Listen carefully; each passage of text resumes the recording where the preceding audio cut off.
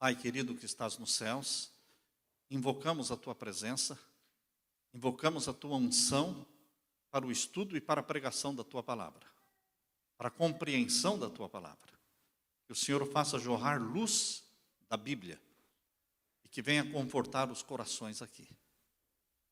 Que todos aqui encontrem um lugar no Teu rebanho, não só como ovelhas, mas também como missionários, como mensageiros do Senhor para o mundo que perece. Pois é em nome de Jesus que pedimos. Amém, Senhor. Abraham Lincoln disse certa vez: o Senhor Jesus deve ter amado muito o povo comum, pois fez muitos deles.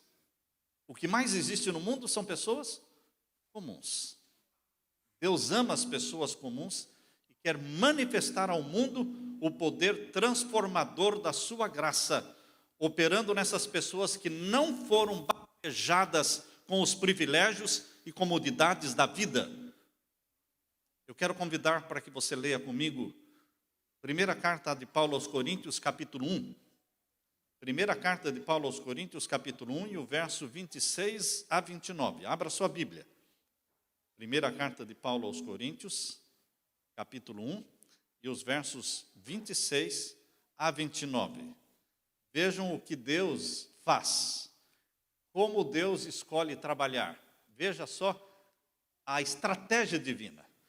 Nós também estendemos aos queridos irmãos internautas espalhados por esse país e em outros países também que estão nos assistindo. Agora existem 21 pontos, não é? Parecem que são 21 pessoas, mas são 21 pontos onde várias pessoas estão assistindo o sermão também. São bem-vindos à casa de Deus através da internet. Então vamos ler a primeira carta de Paulo aos Coríntios, capítulo 1, versos 26 a 29. Porque vede, irmãos, a vossa vocação, que não são muitos os sábios segundo a carne, nem muitos os poderosos, nem muitos os nobres que são chamados. Mas Deus escolheu as coisas loucas deste mundo para confundir as sábias. E Deus escolheu as coisas fracas deste mundo para confundir as fortes. E Deus escolheu as coisas vis deste mundo e as desprezíveis e as que não são para aniquilar as que são, para que nenhuma carne se glorie perante Ele. Quando os detratores pagãos desdenhosamente clamavam que os membros da igreja primitiva cristã, que aqueles membros eram a ralé da sociedade, escravos, plebeus, operários, a igreja respondia orgulhosamente que nisto se revelava o poder divino.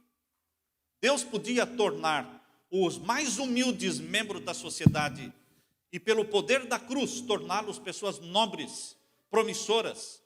Ladrões e ímpios coletores de impostos tornavam-se honestos. Prostitutas deixavam para trás a sua vida imunda. Escravos adquiriam nova dignidade como membros da família da fé. Embora o evangelho se tornasse particularmente apelante para o pobre, para o humilde, ele também encontrava lugar no coração dos ricos, aqueles que eram intelectuais, aqueles que tinham alto nascimento, os quais deram para a igreja primitiva cristã a dignidade e o prestígio da sua adesão. Assim tem sido, meus queridos, ao longo dos séculos. E assim é hoje ainda.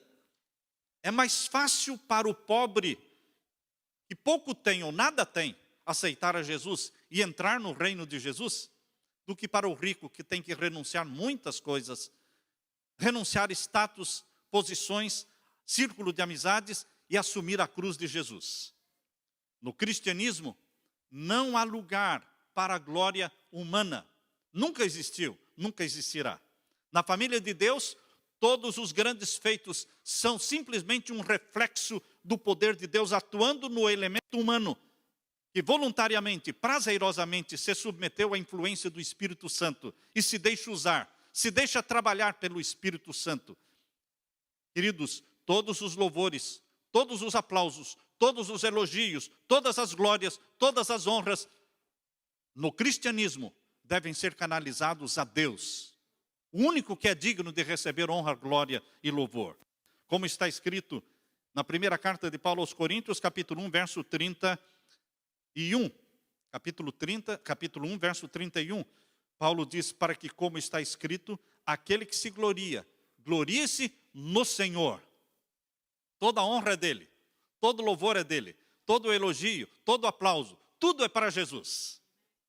Na religião do nosso Senhor Jesus, a saúde, a cultura, o intelectualismo, a nobreza do nascimento, o QI, a formação teológica, a riqueza, os bens materiais, podem ser úteis, mas não são necessários para ser usado por Deus, para ter sucesso na vida cristã. Isso pode ajudar em alguma coisa, mas não é necessário. No serviço de Deus, o importante e o mais importante é uma inteira consagração a Deus. Nosso Pai Celestial pode nos tomar, fracos como somos, doentes como somos, incultos, pobres como sejamos, e tornar-nos poderosos instrumentos em suas mãos para benefício e erguimento da humanidade. Foi isso que ele fez com os discípulos, iletrados, pescadores, incultos. Fez deles grandes mensageiros, grandes porta-vozes, grandes pregadores, homens que pelo poder do Espírito Santo abalaram o Império Romano. E as pessoas, quando os ouviam, diziam, eles estiveram com Jesus, porque eles falam como ele. Muitas pessoas, às vezes, sonham. Muitas pessoas, às vezes, enganosamente, sonham, dizendo, se tão somente eu de bastante saúde física, se tão somente eu tivesse bastante dinheiro, eu poderia realizar isso, eu poderia realizar aquilo, eu poderia fazer uma grande obra para Deus. Comumente, eu ouço pessoas pobres dizendo, pastor, se eu fosse rico, escute bem, pastor, se eu fosse rico, eu construiria a igreja sozinho. Se eu fosse rico, eu ia comprar aquele prédio sozinho para a igreja. Eu digo, que pena, irmão, que você não é rico. Que nenhum rico me fala isso. Que pena. Há pessoas que vivem sonhando em fazer grande coisa para o Senhor, mas não fazem. Se Deus me desse condições, se eu estivesse no Brasil, se eu não estivesse trabalhando nesse trabalho que eu estou, e sempre sonhando para o futuro,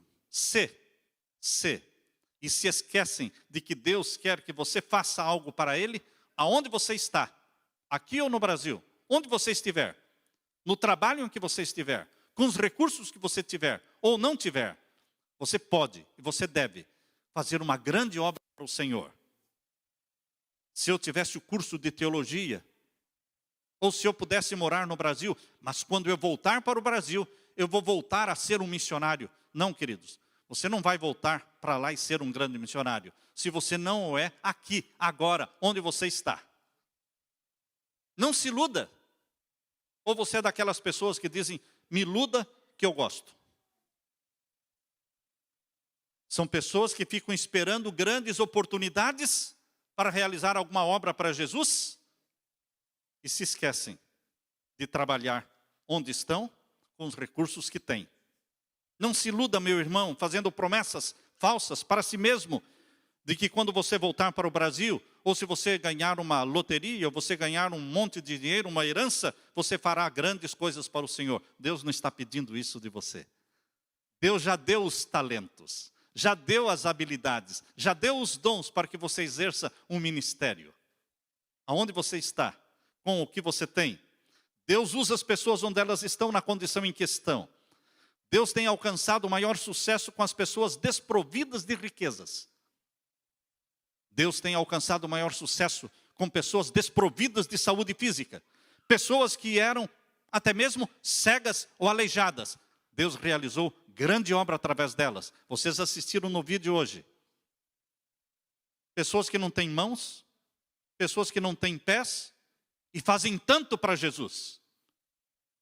E nós que temos mãos e temos pés e temos inteligência e temos recursos, quase nada fazemos para Jesus.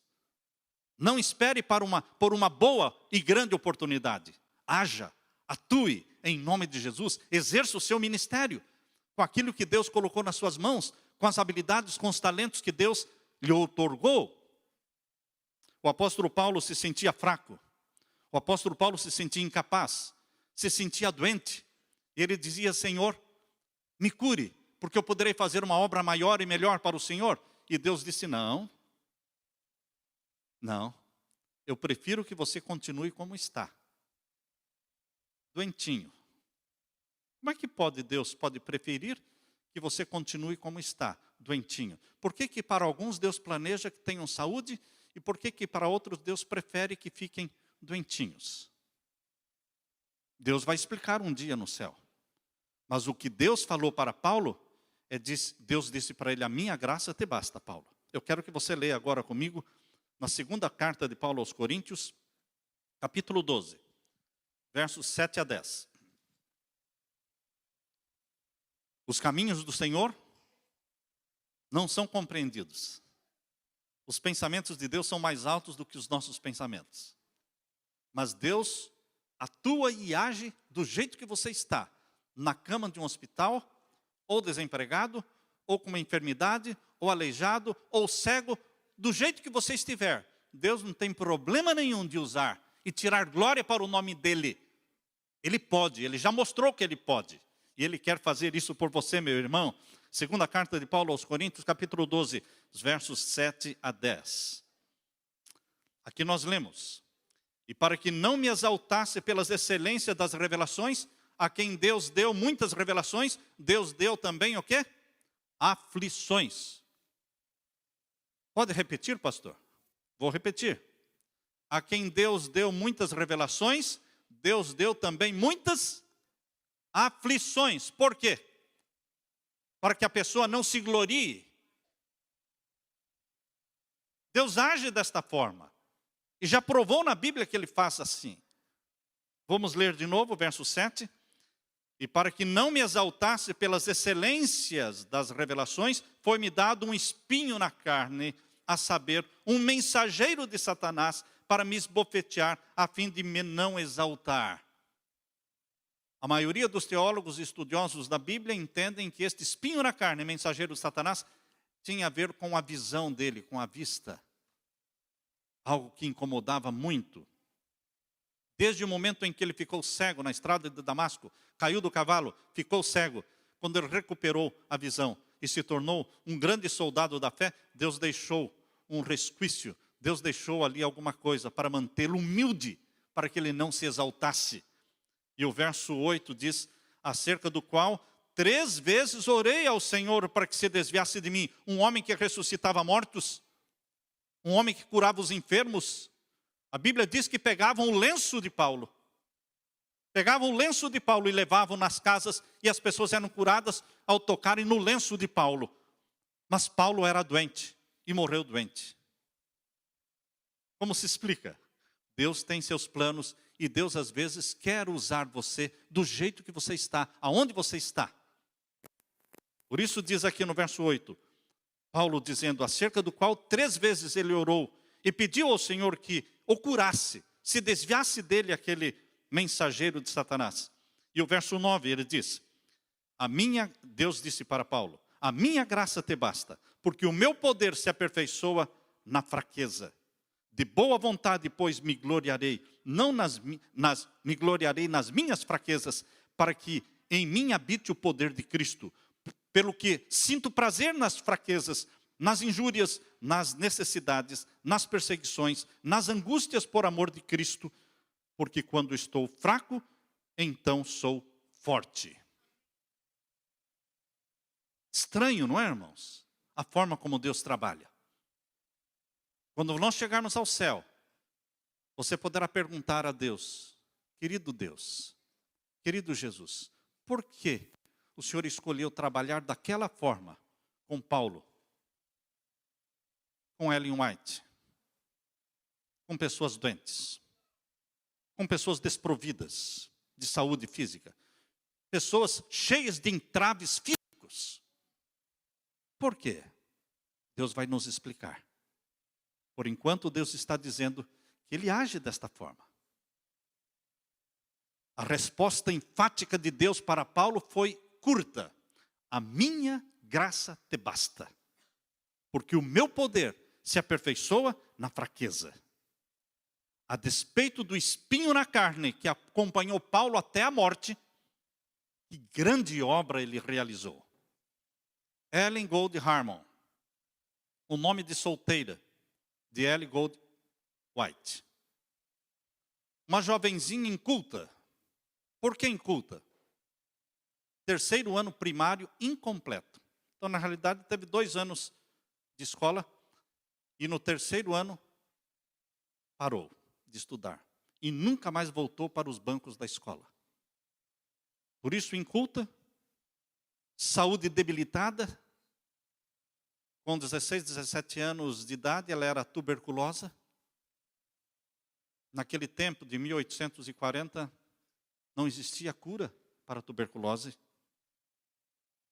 Vítima, impossibilitada de estudar, pobre.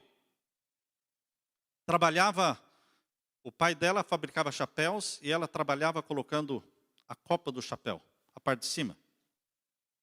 E ela dizia, eu conseguia ganhar 25 centavos de dólar por dia. Uau!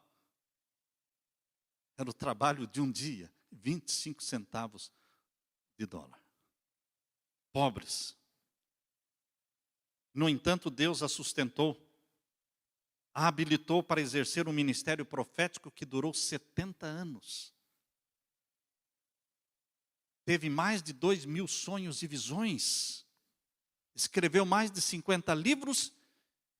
Escreveu mais de 47.000 páginas de manuscritos. E se tornou a autora americana mais traduzida no mundo. Esse é o jeito de Jesus trabalhar. É assim que o Espírito Santo trabalha. Pegando as coisas loucas deste mundo. Pegando as coisas desprezíveis deste mundo. Para confundir as fortes. Para que, Senhor, o Senhor faz isso? Para que nenhuma carne se glorie. Porque a minha graça te basta. Pense um pouco num outro homem chamado Ricardo Baxter. Ricardo Baxter, afligido por várias doenças, passou a maior parte da sua vida à beira da morte. Estava praticamente morrendo todo dia pela doença. Todavia, escreveu mais de 100 volumes para a edificação do reino de Deus. Pense num outro nome chamado Eduardo Payson. Eduardo Payson não conheceu em toda a sua vida nem um dia de saúde. Vejam só que tragédia. Eduardo Payson não conheceu nunca um dia sequer de saúde. E ainda assim, pregava como um leão. E ajudou milhares de criaturas a encontrar o caminho para Jesus. Robert Shane. Se bem que ele fosse um esqueleto humano ambulante, abalou a Escócia com seu zelo por Jesus. Philip Doddridge. Apesar de ter sido aconselhado por seus amigos a não se tornar um pastor, em razão da sua péssima saúde, ele insistiu e se tornou uma das grandes testemunhas de Deus no púlpito cristão. Fazendo uma pesquisa, eu pude descobrir que algumas das pessoas mais notáveis do mundo sofriam de problemas físicos. Prestem atenção. Teriam muitas desculpas para não fazer nada por Jesus.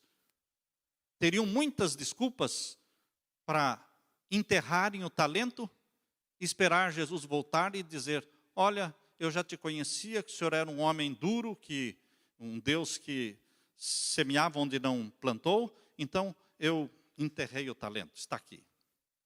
Poderiam ter enterrado o talento, porque tinham muitos entraves físicos, desvantagens, desprovidos de muita coisa. Lord Byron tinha o pé torto. Poderia ter atravessado a vida reclamando do pé torto, cheio de complexos, mas não. Robert Louis Stevenson era tuberculoso. E em 1893, Stevenson escreveu, por 14 anos não tenho tido um dia sequer de saúde. Tenho escrito aos pedaços por causa da tosse. Eu tenho escrito com hemorragia, porém tenho feito o meu trabalho incansavelmente e a batalha continua. Uriah Smith, pioneiro da fé adventista, escritor, redator, o primeiro a redigir a Declaração de Princípios Fundamentais da Igreja Adventista do Sétimo Dia. Como ele era fisicamente? Aleijado. Tinha uma perna de pau. Vocês já viram estas carteiras que existem nas escolas, onde a pessoa levanta o assento para ficar em pé e baixa o assento para sentar? Já viram essa carteira que existiam nas escolas antigamente? Muito no Brasil. Invenção dele. Ele inventou, Uriah Smith, porque ele tinha a perna de pau dura. Então, para ele sentar e para levantar era muito difícil. Então, ele inventou esta facilidade, não é? Ele se tornou um grande pioneiro, respeitado nome no meio adventista. Tinha todas as razões para viver complexado, reclamando e lamentando, comendo o pão das lamúrias. Mas não, queridos, ele fez uma grande obra para o Senhor. E o que dizer de Helen Keller, autora e conferencista norte-americana? Perdeu a visão e a audição, ficando cega e surda, por causa de uma doença, quando tinha 19 meses de vida. E dos 19 meses de vida para frente, ela se tornou uma pessoa surda e cega. A despeito das suas deficiências físicas, Helen Keller disse o seguinte: cada dia da minha vida agradeço a Deus por 3 coisas. Dou graças a Deus por me haver concedido conhecimento das suas obras.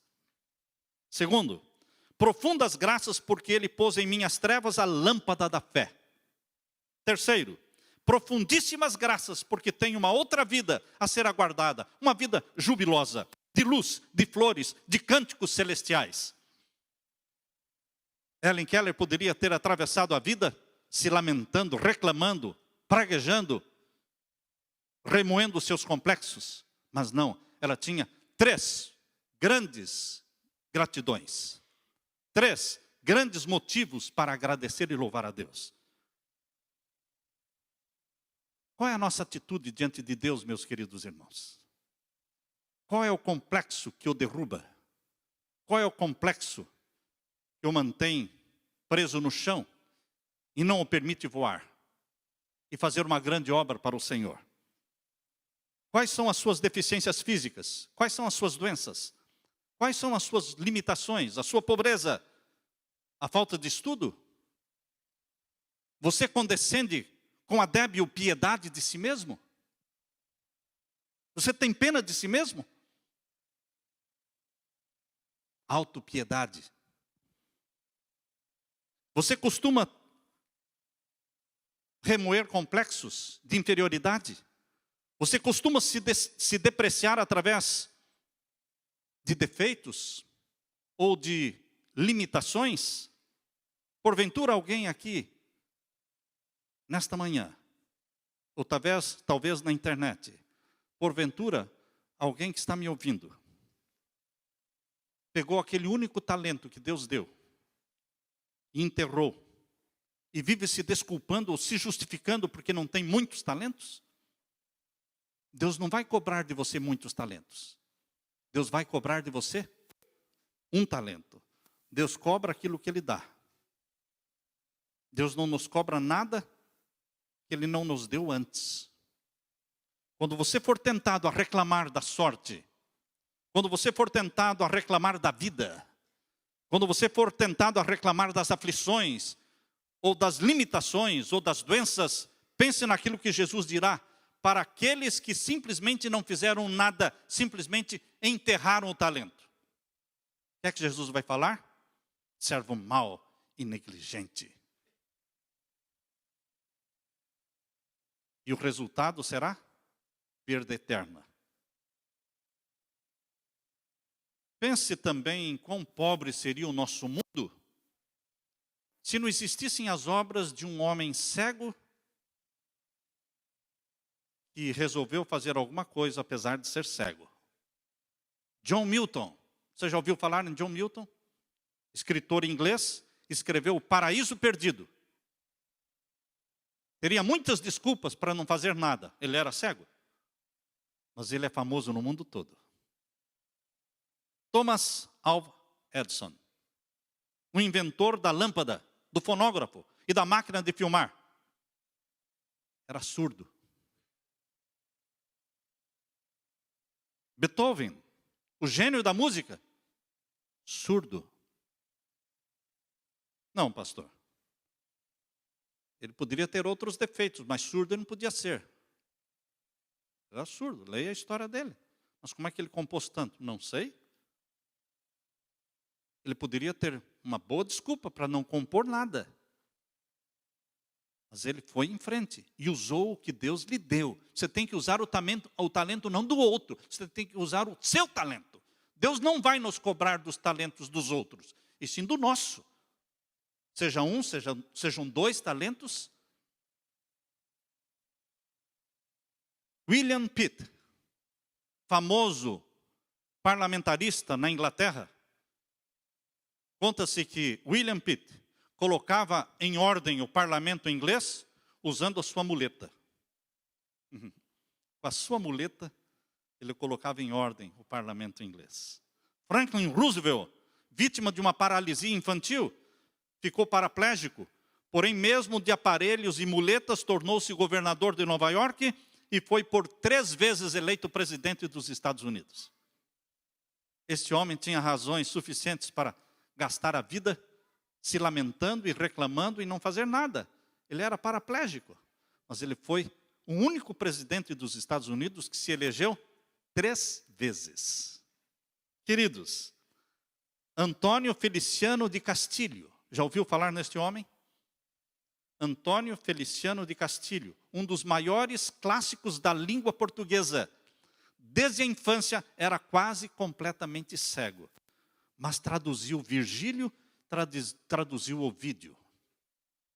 John Bunyan, 12 anos numa cadeia escura, fria, lá em Londres, preso ali na Inglaterra, tinha razões para reclamar de Deus, mas usou os 12 anos para escrever O Peregrino, que é o livro mais lido depois da Bíblia.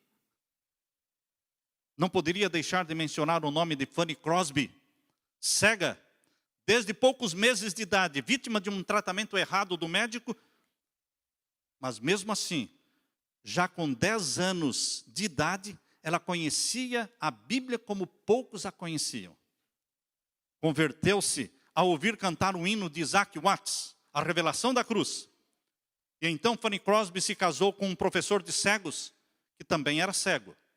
Fanny Crosby tornou-se, pela graça de Deus, a maior autora de hinos que o mundo já conheceu, pois compôs cerca de 7.000 hinos. Como uma pessoa cega poderia ter composto 7.000 hinos? Ela viveu 95 anos, faleceu em 1915. Quem também faleceu em 1915? Ellen White, também faleceu em 1915. Deus possui uma universidade. Ele quer dar um diploma nesta universidade para você.